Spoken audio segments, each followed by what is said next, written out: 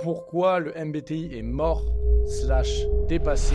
C'est le sujet de cette vidéo. Dans la vidéo précédente, je vous ai partagé dans les grandes lignes, voilà, qu'est-ce que c'est le MBTI, d'où ça vient, comment ça fonctionne, qu'est-ce que les archétypes de personnalité.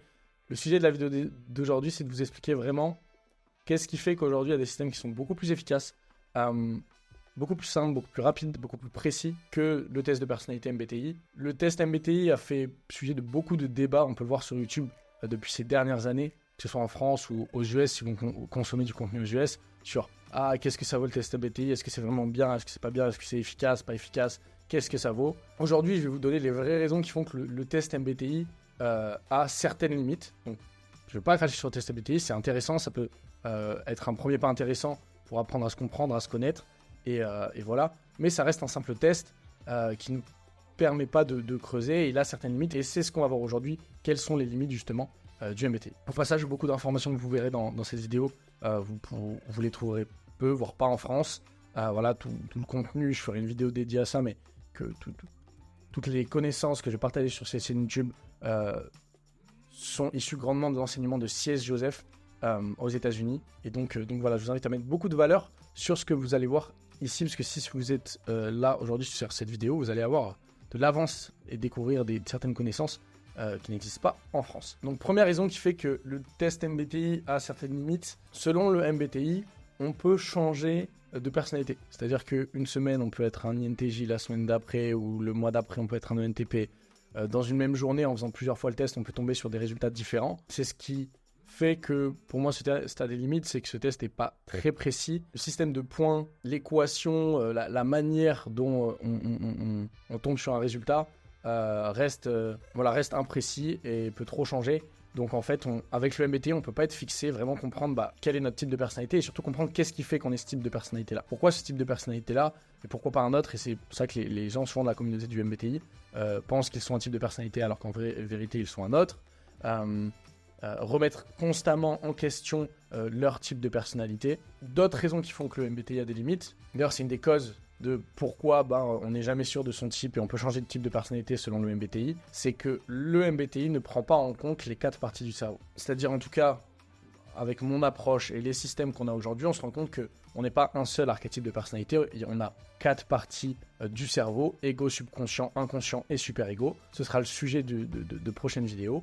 Et en vérité, on a 4 archétypes de personnalité en nous. Et ce qu'on appelle notre archétype de personnalité de base, c'est le type de personnalité de notre ego. Donc c'est vraiment le type de personnalité qu'on incarne le plus, notamment dans les 20-30 premières années de notre vie, voire plus. C'est le type de personnalité qui ressort le plus souvent. C'est celui qui fait face le plus naturellement possible. C'est là où on a nos talents naturels et nos forces naturelles les plus développées. Mais notre archétype de personnalité, en vérité, représente que un quart de ce qu'on fait. Et selon le MBTI, en fait, il n'y a pas ces 4 parties du cerveau. Vous êtes un type et basta. Et c'est ce qui est reproché des fois au MBTI, c'est que vous pouvez être mis dans une case. Et d'un côté, vous pouvez changer de type de personnalité et on ne comprend pas trop. Alors qu'en vérité, vous avez un archétype de personnalité bien précis et que cet archétype de personnalité ne change pas. Il peut évoluer.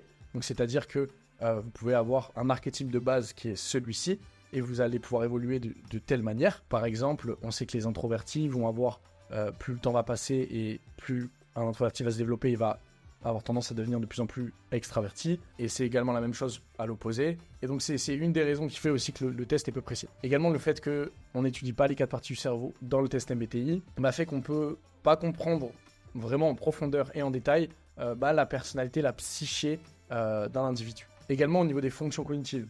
On voit les fonctions cognitives dans le MBTI, mais voilà, c'est vrai que c'est assez limité. Et aujourd'hui, on a la chance, notamment par différentes références, différents chercheurs, notamment Dr. John Bowlby, de comprendre mieux comment fonctionnent les fonctions cognitives, leur emplacement, et que le MBTI analyse toujours les fonctions cognitives d'un point de vue assez simpliste et entre guillemets à l'ancienne, et qu'aujourd'hui on a des méthodes qui sont plus poussées. Donc voilà, c'est globalement les grands points, les grandes lignes qui font que le MBTI à l'heure d'aujourd'hui est dépassé. Et la question qui se pose, c'est en quoi est-ce que le MBTI peut être intéressant ? Voilà, ça reste un test qui peut vous donner des informations sur qui vous êtes, comment vous fonctionnez à l'instant T, même s'il n'est pas hyper précis, très peu précis.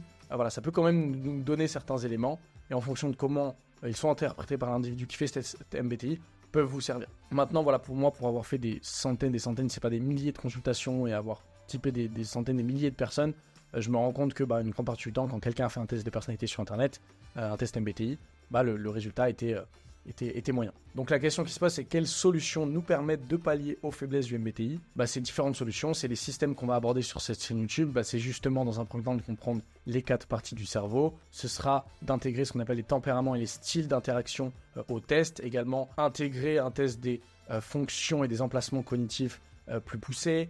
Intégrer également les quadras et les temples.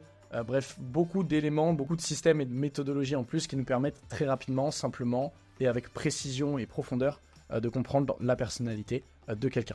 Voilà, donc ce sera le sujet des prochaines vidéos. On va commencer à rentrer vraiment dans de la connaissance, dans du détail. On va commencer par comprendre qu'est-ce qu'un archétype de personnalité, comment ça fonctionne, comment c'est structuré, comment on trouve un archétype de personnalité, comment on le comprend, comment il fonctionne et comment on peut en tirer quelque chose, un bénéfice de tout ça pour apprendre à se comprendre, à se connaître, peut-être à trouver sa voie. C'est que beaucoup de gens qui s'intéressent à ce type de personnalité, c'est des gens qui veulent mieux se comprendre, peut-être mieux performer dans un domaine professionnel, dans leur domaine personnel. Également, ça peut nous aider à mieux comprendre les autres autour de nous, que ce soit dans le domaine professionnel, si vous êtes manager, coach, consultant, thérapeute, pour mieux comprendre la personne que vous avez en face de vous, et mieux vous comprenez la personne que vous avez en face de vous, mieux vous pourrez solutionner ces problématiques, ces challenges. Également dans le domaine personnel, dans les relations de couple, dans vos relations amicales, familiales, peu importe. Donc on va se retrouver dans les prochaines vidéos directement pour commencer à comprendre quelles sont les solutions qu'on a aujourd'hui qui sont plus intéressantes que le MBTI. Merci d'avoir regardé cette vidéo. N'hésitez pas à liker, à vous abonner pour avoir accès